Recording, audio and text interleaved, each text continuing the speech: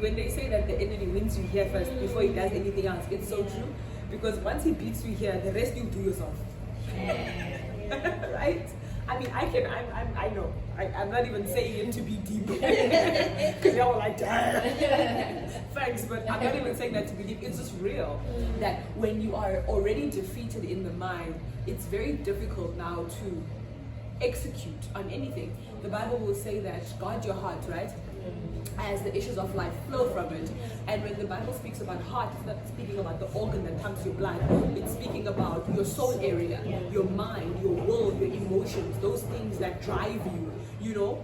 So when we say guard your heart and we're talking about damaged mindsets, it's the same concept. So when we fail, remember we're talking about hindrances to migration here. When we fail to guard the heart, aka mind, you know what I'm talking about now. When we fail to do that, we slip into damaged mindsets and damaged cycles.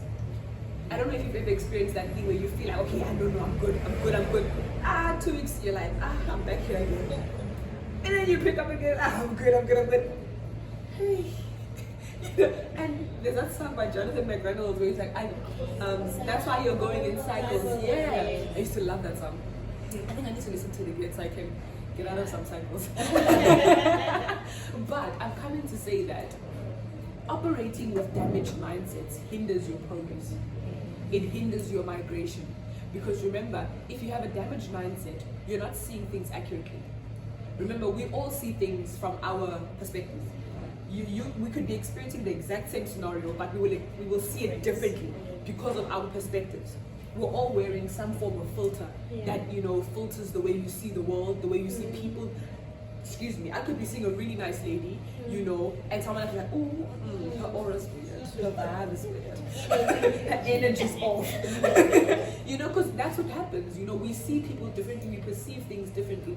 But if we go into even the word with a damaged mindset, we're going to miss things. We go into what God calls us to do with damaged mindsets. Damaged mindsets could even be inferiority complexes. That's not godly. Listen, I'm not even hollering at you. I'm knocking on my own house, okay? Like, it's the silliest things where God will say that, you know, I've called you for such a time as this. You know, all of these big promises and these big words and we know that they're not just words. These are the reality. These are promises that God has uttered over our lives. But we read them on paper, but then when it's time to live them out, it's like, me? I don't know, man. What you mean? You know, now you can't even fully function in what God is calling you to do, whether that be your career, whether that be at school, whether that be, you know, ministry, whatever the case may be, a parent, you know, in a relationship. Because you're moving with a damaged mindset, you can't fully experience what God has for you. You know, within the context even of like our spiritual migration and growth, you find that, you know, you could have superstitious mindsets. You know, there are people who are always just like, we were talking about this yesterday because I posted our maternity sheet and whatever, and I was laughing about how I was telling you that some people are like, you must post your pregnant. People are going to lawyer you when they see that line in your stomach, you know. And imagine as a believer walking like that, speaking, yeah, no, I was hide. You can't see. You know, now I'm covered. No, because you're going to put witchcraft on my child.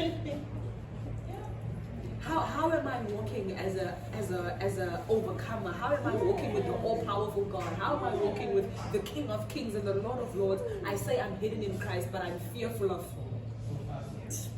Okay, you gotta relax now. Oh my gosh. Okay, so I'm really